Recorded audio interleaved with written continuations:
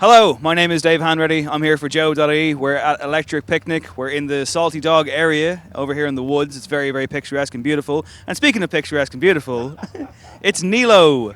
Thanks, man. What an introduction! Like, I, I, very meant, picturesque. I meant it with all of my heart. So Nealo is about to take to the stage at the Salty Dog, rising MC. We're currently enjoying an amazing purple patch in Irish hip hop, and Nealo has been shouted out by a lot of people, including Joe and myself, as someone to keep an eye on, someone to watch. There's a brand new single, Angel on My Shoulder, out.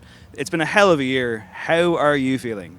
Really good, man. Yeah, it has been a really good year. Like, it's exceeded my expectations in a lot of ways. Like, there's a lot further still to go, but like, yeah, it's been good. Like, I just need to get like a project out. You know what I mean? And then we'll get there. Like, but it's been good. Yeah, it's been great crack.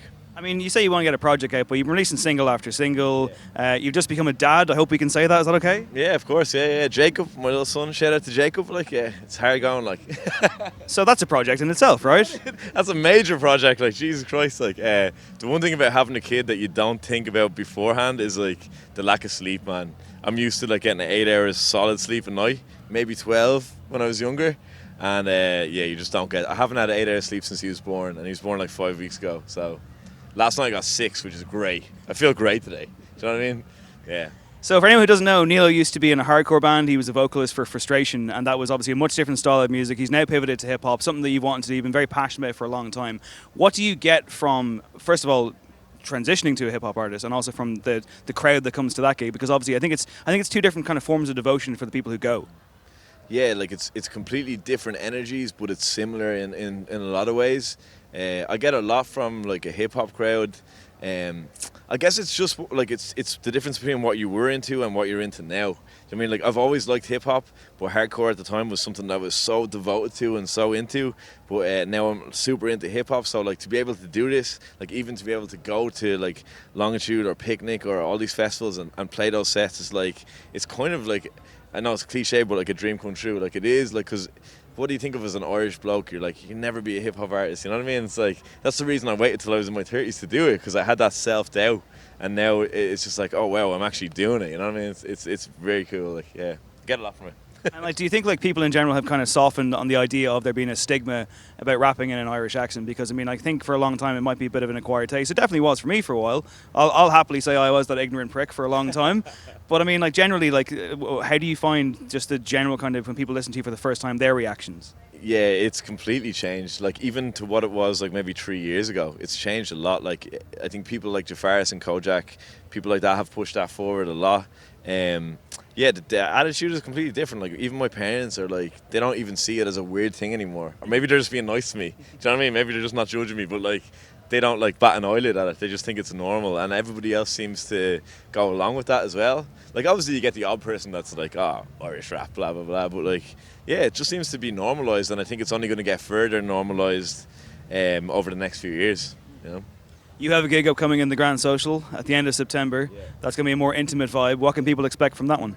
Yeah, just more the same. Lots of like different artists collaborating with me. We'll have the live band, like loads of the album tracks, loads of the tracks from back a year ago. Like, just a really good night, and a kind of like a celebration of like where I'm at right now. Like, I'm living for it at the moment. I'm really excited about it. It's gonna be, because the last gig was in Whelan's, and that it was like, you know, 120. This is double that, be like 250. So it's just gonna be like an amazing night. I can't wait for it. Yeah. This isn't your first festival, of course. We've gone to many of them. Yeah. At this stage, like, how are you feeling about the festival experience? And I guess, what was the best festival you've ever been to? And what was also your most kind of embarrassing festival experience that you've had? We've all had them. Embarrassing festival experiences. I had never been to Electric Picnic before last year, and I came with the Scratch last year on the Friday night, I think, and probably didn't sleep until 2 or 3 p.m. on the Saturday, and then literally came to my senses and was like, I've literally been up for like 24 hours, and had to find my way back to my car. And then I got back to the car, and Lango from the Scratch was asleep. I was telling the story to OAM earlier. He was asleep in the front seat, pissing sweat. Like, literally the sun was beating down at him. So I was like, oh, I'm not going to sleep in that car. I ended up falling asleep beside the car, which was actually much nicer. Might do that tonight as well. But yeah, that was pretty embarrassing, because I was like, I got lost in everything, because Electric Picnic is so big that you literally you don't know where you're going. Like, we literally walked in an hour ago. We are like, where the fuck are we? Like, you know what I mean? Can I curse? You can curse. I can't. We'll bleep it out. We'll put in different words. So that's my most embarrassing one. I haven't had that many embarrassing festival experiences, but maybe when I was young, going to Leeds Festival when I was like 17 and just getting lost. I remember there was a riot at my campsite, and I got back at the end of the night and my tent was destroyed, and we were just like disconcerted and looking around and what the hell is going on. That was maybe not like more traumatizing than embarrassing. I guess finally, you are just about to perform as we're talking to you now. Yeah. What's going through the system?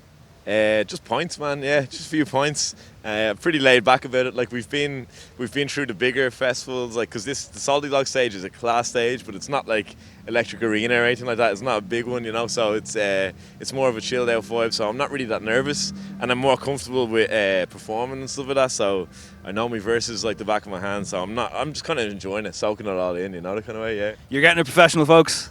Yeah, pure professional. Points on tap, like. All right, everyone. That's Nealo. Check out his new single. He's legit.